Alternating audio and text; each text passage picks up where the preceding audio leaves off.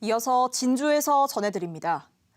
지난해 8월 집중호우 수해 때 댐 수문 운영이 미흡해 피해가 더 커졌다는 지적이 일자 수문 방류 예고제가 도입됐습니다. 수문 개방 여부를 하루 전에 주민들에게 알려서 대비할 시간을 확보해주겠다는 건데요. 하지만 지난 5일 장맛비가 온 날 수문 방류 예고제는 무용지물이었습니다. 박상현 기자입니다. 지난 4월 환경부의 댐 수문 방류 예고제 보도 자료입니다.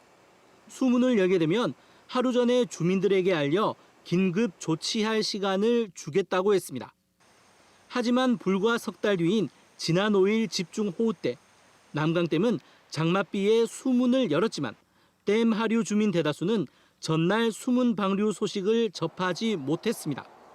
사전 방류제 한다는 내용도 몰랐었고 갑작스런 방류를 해야 될 상황들이 막 나오는데 계속 하루 우리 지역민들은 조금 불안하죠. 남강댐 관리단은 기상예보가 급격히 바뀌면서 하루 전 예보가 어려웠다고 말합니다. 예상 강수량이 지난 4일 새벽 5에서 20mm였지만 이튿날인 5일 오전 200mm로 늘어나면서 급하게 방류를 결정했다는 겁니다. 당일 문자 메시지로 수문 방류 예고를 받은 하류 지역 주민도 1,900명에 불과했습니다. 통보 대상이 지역 거주자 전체가 아니라 시군이 전달한 명단에만 국한됐던 겁니다. 충분한 대피 시간을 확보해 주겠다는 취지를 살리지 못했다는 지적이 나옵니다. 발송한 문자 메시지의 정보적 가치도 논란입니다. 정확한 방류량 없이 수문 개방 여부만 알려줘 주민들이 대응하는데 오히려 혼란을 일으킬 수 있다는 겁니다. 사전 예고 시간이나 그리고 방류량에 대한 정확한 데이터가 필요한데 그런 것들이 들쭉날쭉해서 신빙성이 없죠. 저희들은 믿음이 안 가는 그런 상황입니다. 올해 처음 도입돼 시범 운영을 거치는 수문 방류 예고제. 주민들에게 실질적인 도움이 될 수 있도록 점검과 보완이 시급합니다. KBS 뉴스 박상현입니다. 내년부터 경남과 울산의 학교 졸업생들이 두 지역의 혁신도시 공공기관 채용에 자유롭게 지원할 수 있게 됩니다.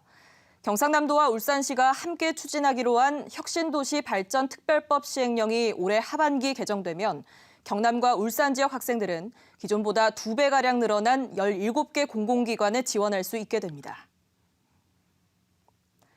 진주시가 각 기업의 어려움을 해결하기 위해 팀장급 공무원 180여 명으로 전담반을 꾸립니다. 진주시는 한 명이 67개 기업을 맡는 식으로 1,100여 개 기업마다 담당자를 지정하고 분기마다 기업을 방문해 어려움을 듣고 문제를 해결합니다. 또 세제와 투자 상담, 상하수도, 건축, 도시계획 등 기업이 필요한 행정 지원에도 나섭니다.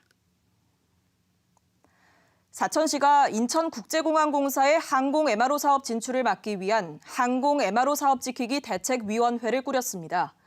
항공업체 관계자와 전문가가 포함된 대책위는 인천국제공항공사의 항공 MRO 사업 추진에 대해 감사원에 공익감사를 청구하기로 했습니다.